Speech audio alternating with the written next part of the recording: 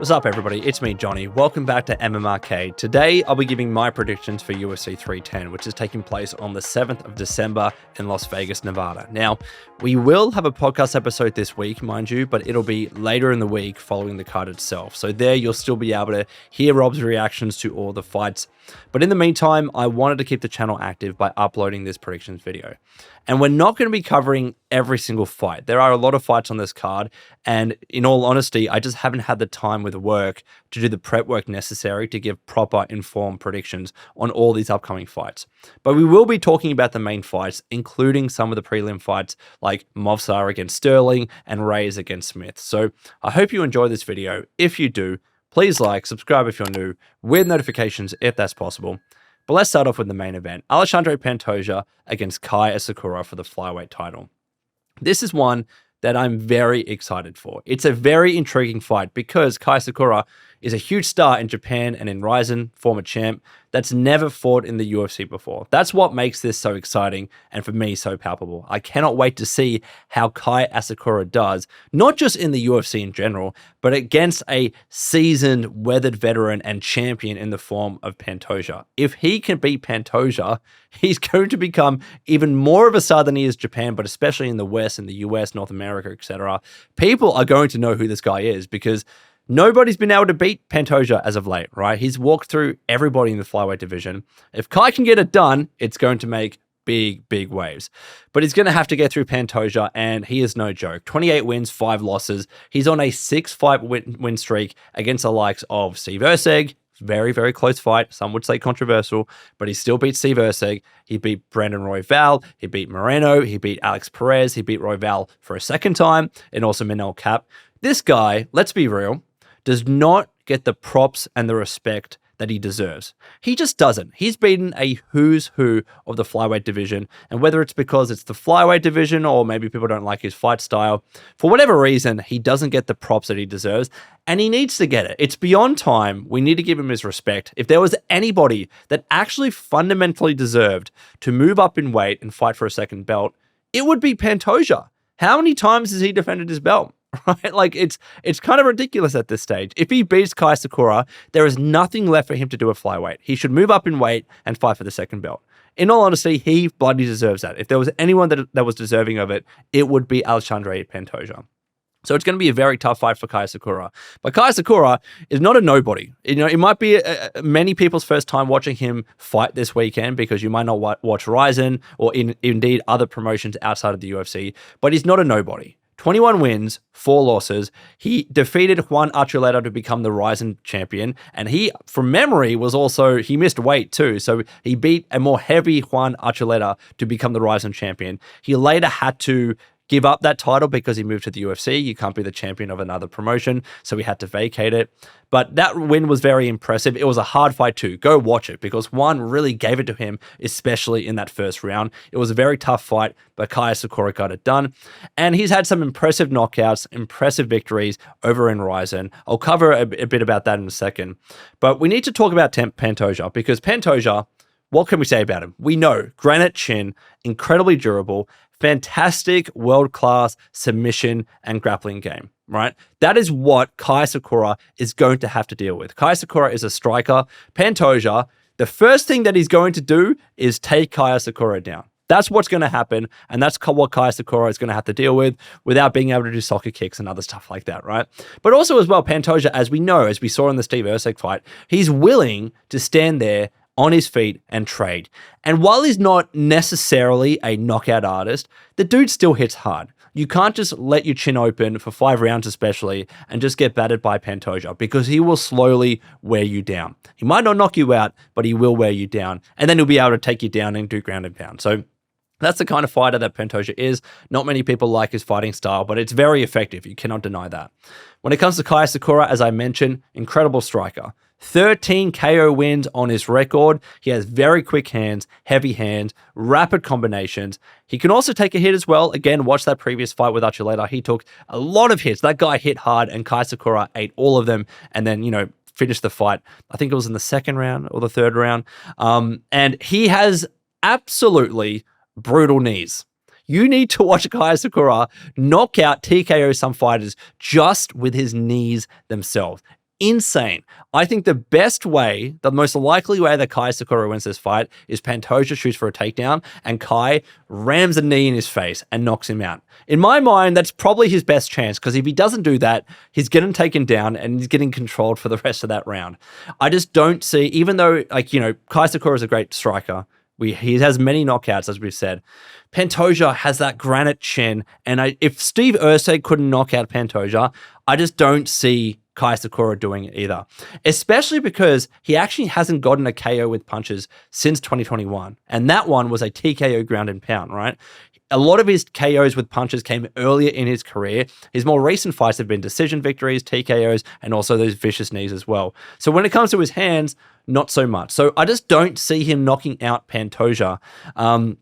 So that's something that he's going to have to deal with. Also as well, what he's going to have to deal with is fighting 5 rounds. The dude's never fought 5 rounds before, whereas Pantoja is very comfortable fighting, not just in the UFC, not just in championship fights in the UFC, but in championship rounds in 5-round fights. That's what Pantoja is incredibly comfortable with, and Kai Asakura is absolutely been thrown right into the deep end. And part of his issue as well, I've watched a few of his fights, he does keep his chin high and sometimes has very wide angles, and he's been knocked out before. In fact, coincidentally, Manel Kape has TKO'd Kai Asakura. I'm not suggesting that Pantoja is going to knock him out. I don't think that is going to happen, but there is every chance that he might actually be caught. He does have a bit of a chin on him himself, Asakura, but he just needs to be a little bit careful when it comes to that. But ultimately, I think Pantoja, he's too seasoned, he's too comfortable in the UFC, he's too durable, he's gone 5 rounds plenty of times, and arguably, he's probably the more well-rounded fighter because of his grappling game and his submission game. If I was to be a betting man, and I have to give a prediction here, of course, I would give it to Pantoja. I think Pantoja is going to win this via decision, you know, over the course of 5 rounds. I don't see either guy getting knocked out. Maybe Pantoja can submit Kai Asakura. Maybe Asakura can, again, do that knee as Pantoja goes in for a takedown. I don't know, because if he misses that, then he's getting taken down and controlled for the whole round. I think Pantoja is going to win this, and he's rightfully, in my mind, the favorite for this fight. So let's go with Pantoja to beat Kai Asakura. Don't get me wrong, I'd love to see Asakura win just because of the story and how exciting that would be. We've seen Pantoja fights many times before. We've seen him win many times recently. It would be a nice change of pace, nice change to the status quo to see Kai Asakura become the champion, because that opens up so many opportunities in flyweight. In all likelihood, Pantoja moves up, and then you have Asakura fight the likes of Royval, Moreno, Steve Erceg if he gets back in there. Also, the other Kai as well, Kai Kara France. It would be so good for the division. But if Pantoja wins, he should probably move up in weight anyways. Maybe, I don't know, maybe he wants to vacate the title. Who knows what they do. But that would be my prediction. Let me know your thoughts in the comments below. Next up, probably the most exciting fight on the card, I would say, Shavkat Rakhmonov against Ian Garry.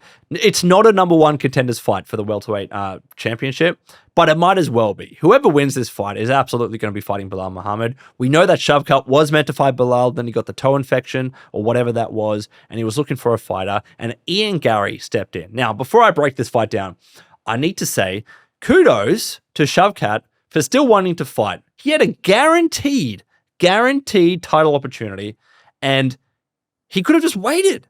He could have just waited until Belal Muhammad was ready, because it seems like he's already back in training. He might have only had to wait like maybe a couple of months. He would have easily walked into that title opportunity, but he was like, no, I've trained. I want to fight someone. Initially, he wanted it to be for the interim belt, for the interim championship, but they're like, no. So he's like, you know what? I still want to fight. Give me anybody. And they went down the list. Seemingly no one wanted to fight him. And then up comes Ian Garry. You might not like him, but Ian Garry is taking on a huge bloody risk here. Yes, he was already going to fight. He was going to fight, what's his name, the week after? Bloody hell, Joaquin Buckley, right? He was going to fight Joaquin the week after. So it's not like he wasn't training and he's coming completely unprepared. This is not an Aspinall versus Pavlovich situation. However, he's still fighting the much harder fight a week earlier, over 5 rounds, and the boogeyman of the division, someone who's also undefeated. So it's absolutely, this is Ian Garry taking a risk, but high risk, high reward. If he wins this, he's getting a title shot against Belal Muhammad. That's why I think they should have just called this, for both of their sakes, they should have just called this a number 1 contenders fight, because that's what's going to happen. You know, Colby's not going to be getting it. Joaquin's not going to be getting it, no matter who wins there. JDM is still probably injured. it has to be one of these two. And if I was to bet, and I'll give my predictions at the end, I think Shavkat will win this, but let's break it down. Shavkat Rakhmonov, 18 wins, 0 losses, the boogeyman of the welterweight division. He's defeated Stephen Wonderboy Thompson, that rear naked choke, Jeff Neal, another rear naked choke, Neil Magny, guillotine choke, Charleston Harris, a spinning hook kick KO, and Michael Prazeres, a rear naked choke. Just a few of his very impressive wins. The guy, I don't believe he's ever gone to decision. He has defeated everybody that he's ever fought handedly. He's undefeated. But you know who's also undefeated? And again, you might not like him, but Ian Garry. Ian Garry, 15 wins. He just defeated MVP in a decision victory. Wasn't the most exciting fight, but he defeated MVP. Jeff Neal by split decision, Neil Magny decision, D-Rod also with a TKO head kick, Song Kenon with a TKO with punches. So this guy is also undefeated as well. We cannot underestimate Ian Garry when it comes to this fight. But I think my prediction is clear. I am going with Shavkat Rakhmonov because his submission game is just brutal. It is just brutal. I think that Ian Garry is going to have a decent chance of defending the takedowns and getting out of those submissions, but I would not put it past Shavkat for actually submitting Ian Garry. I think there's a strong chance that it happens. He just has this drowning clinch and wrestling style that slowly but surely moves towards submissions. He's done it time and time again, especially with that rear naked choke. There is a very good chance that happens with Ian Garry. He is not as good of a wrestler and grappler as Shavkat Rakhmonov. Yes, he did a bit of it against MVP, but that's MVP. Shavkat is a different level. He's completely world-class when it comes to that. He's had 10 finishes by submission. Incredibly impressive. But also, let's not deny his striking. 8 KOs. This guy uses his long limbs and his reach with these striking clubbing blows and kicks and knees. I love the way the dude fights. He's like prowling and constantly throwing those punches in, and people don't know what to do. He grabs at the neck and throws the knees, land strikes up close, and he can take a hit too. You watch that Neal fight. Neal's a very good boxer, and Shavkat took some really nasty shots, especially up in the pocket. And Shavkat was just like smiling. He just didn't care, and he just kept walking forward and landing those blows. He is such a vicious striker, man. I just don't know what Ian Garry is going to be able to do. The only way that he wins this fight is by keeping his distance, striking, for using his range, and doing what he likes to do, point fighting, right? That's how Ian Garry likes to fight. That's how he likes to win, and that's how he's won many of his fights. And he's good at defending takedowns too. But I just don't see him being able to do that against Shavkat. Shavkat is too relentless. Whether it's the takedown or whether it's striking, Shavkat is not going to let Ian Garry fight at that distance like other fighters have been letting him do, or just haven't been able to close the gap. Shavkat will be that person to close the gap, and he's going to pummel Ian Garry. That is my prediction. I don't know if he's actually going to be able to take Ian Garry down and submit him, but I think he's going to outstrike him. He's going to close the gap too easily. He's going to pummel Ian Garry. Ian Garry cannot just point fight his way out of this one. This is going to be his biggest test to date, and if he can get it done and prove me wrong, kudos to him. He deserves the belt, right? This is going to be his biggest test to date when it comes to his takedown defense, when it comes to his striking. But can he get it done? I don't think so. I'm going to tip Rakhmonov for this fight, and I think he deserves, obviously, to fight Belal Muhammad after that. Next up, we have Ciryl Gane against Alexander Volkov. A rematch. They've obviously fought each other before. Ciryl Gane, 12 wins, 2 losses. He's coming off a win against Sergey Spivak with TKO punches. He did lose to John Jones, as we know, quite handily with that guillotine. He beat Tai Tuivasa with KOs. That was a very fun fight. And he also lost to Ngannou. So he only has 2 losses, but you have losses against Ngannou and John Jones. Like, that's no slight against him. Those are incredibly hard fights. So he has a pretty good record. But Alexander Volkov, 38 wins, 10 losses. Though he had a bit of a slip, and he obviously lost against Ciryl Gane, he's very much come back. He's on a 4-fight win streak against the likes of Pavlovich, which was a very tough fight. He defeated Pavlovich handedly from pillar to post. That was a very dominating fight from him, even though it was decision. He also defeated Tuivasa with a submission, Alexander Romanov, and Jairzinho Rozenstruik, who's a kickboxing specialist, and he TKO'd him with punches. So he's had some decent victories on his resume as well, especially recently. So even though they fought before in that 5-round fight where Gane won easily, won quite handily, I believe it was 50-45, I believe Volkov has very much improved and has a great chance to win. I think we'll see a completely different Alexander Volkov in this fight. He's become more aggressive. He can use his reach. He used this reach to dismantle Pavlovich. Now, I believe Gane and Volkov have pretty similar reach, but I still believe he has great long kicks. He hits like a truck. I think he can stay on the outside, snipe with long punches, and do a little bit of damage there to Gane. But the thing with Gane, he's so incredibly athletic. He's much faster than Volkov. We might see Volkov struggle like he did in that previous fight. But I'm giving him the dub. I think Volkov can get it done, and I hope he does because I really do like him as a fighter. And after that, who knows what we do in heavyweight? Whether it's Gane or Volkov winning, it's tough because either like they should probably be getting a title opportunity after, of course, Aspinall figures out his situation with John Jones. And those are exciting fights. I'd love to see Aspinall versus Ciryl Gane because they were beefing a little bit before. I would love to see Aspinall against Volkov, but they need to figure out John Jones and Tommy Aspinall. But even though, you know, Gane is incredibly athletic, he's great with his jabs, incredible with body shots in particular. He always keeps active. His counter striking is great. I really believe Volkov can get it done. And I'm going against the favoritism here. Ciryl Gane is the favorite, but I think Volkov is improved and he will get it done. We will see a different Alexander Volkov in the cage, let me assure you. Next up, even though it's not on the main card, and it probably should be, Movsar Evloev, sorry. I keep mispronouncing that. Movsar Evloev against Aljamain Sterling in the featherweight division. This should be in place of Bryce Mitchell against Kron Gracie. I'm not covering that fight. I'm not doing predictions on that fight, and I don't understand why it's in the main card opposed to this match. This should be there because whoever wins out of these guys is probably going to be getting a title opportunity at some stage. Movsar is undefeated, and Aljamain was a champion previously. So whoever wins will have deserved that, in my opinion. But let's break it down. Movsar Evloev, 18 wins, 0 losses, undefeated. He had a recent win against Arnold Allen, Diego Lopez, and Dan Ige, all decisions. But I'll tell you what, that Arnold Allen fight was a really fun fight. That Diego Lopez fight, it was his debut, but an incredible fight from Movsar. I don't know why people say that the UFC doesn't like him and he's a boring fighter. Those fights were incredibly entertaining. And it wasn't just Movsar trying to take down Arnold Allen for that whole fight. He was outstriking him. He outstruck Arnold Allen. That was a fun fight. What are we talking about? But Aljamain Sterling, 24 wins, 4 losses.